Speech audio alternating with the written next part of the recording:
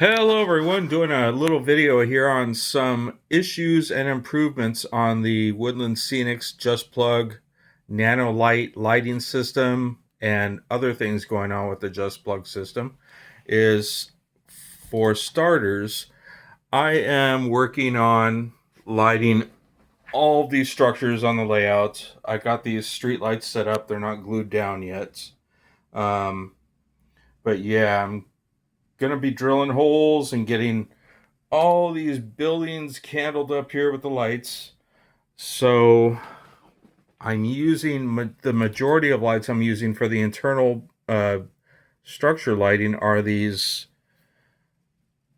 nano lights, Woodland Scenics, and all of them are warm white, or supposed to be warm white, but I've used these before on my other layouts and they are not warm white.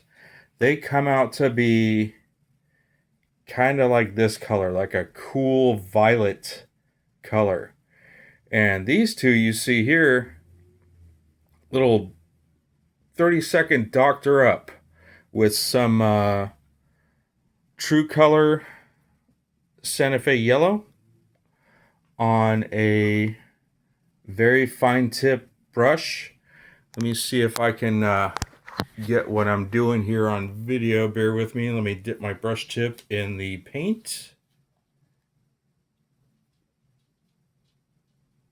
Alrighty. And now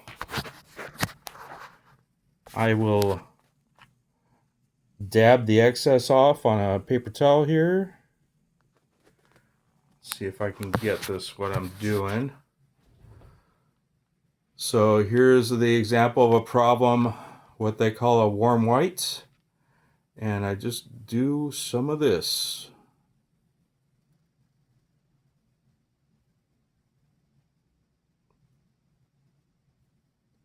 And now you can see it's gradually turning into an actually, I might need more paint on that.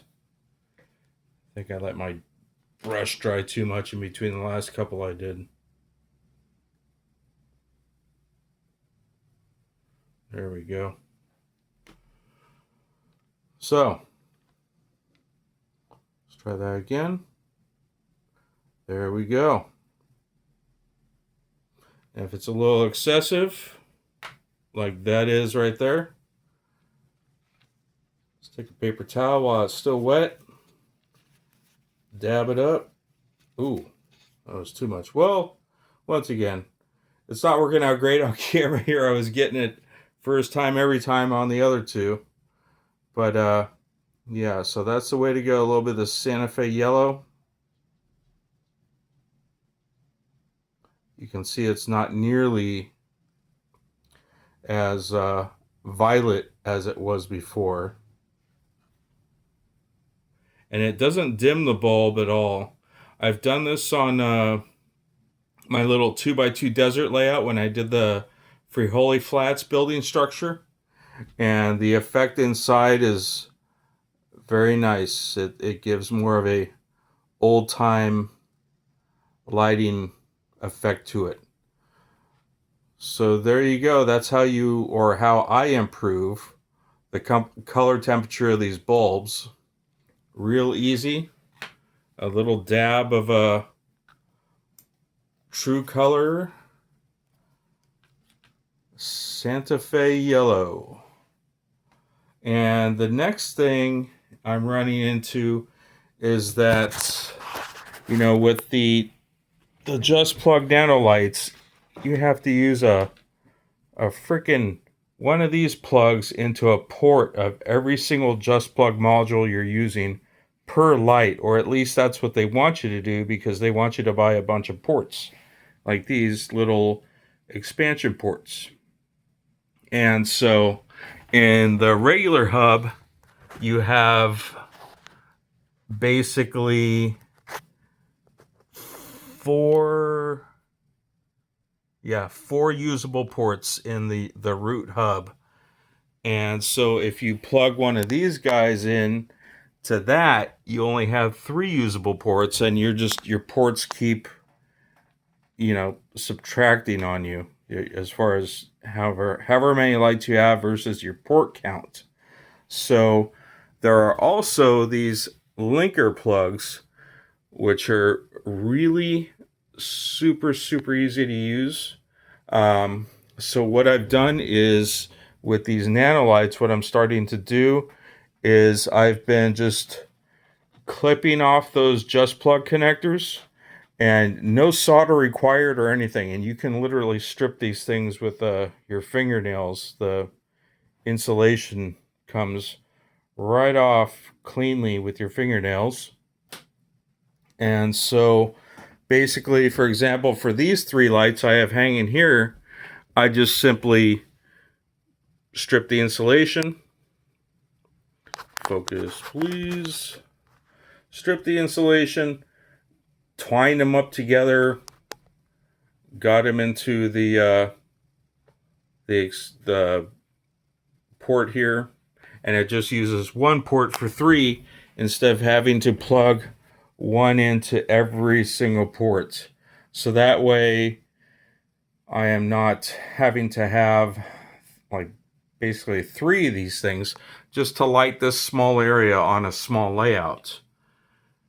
Okay, and then the last thing I want to touch on in the video is the light block kit.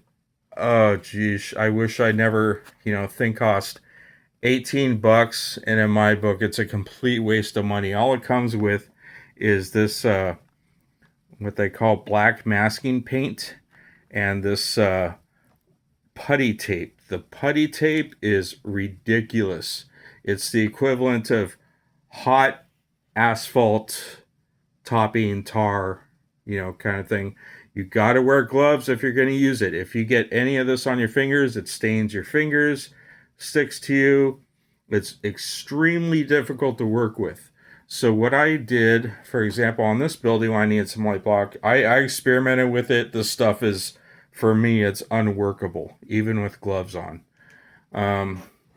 So I just used some Liquitex black acrylic paint and just kind of brushed it on real thick on the seams I needed to cover on the inside of this building.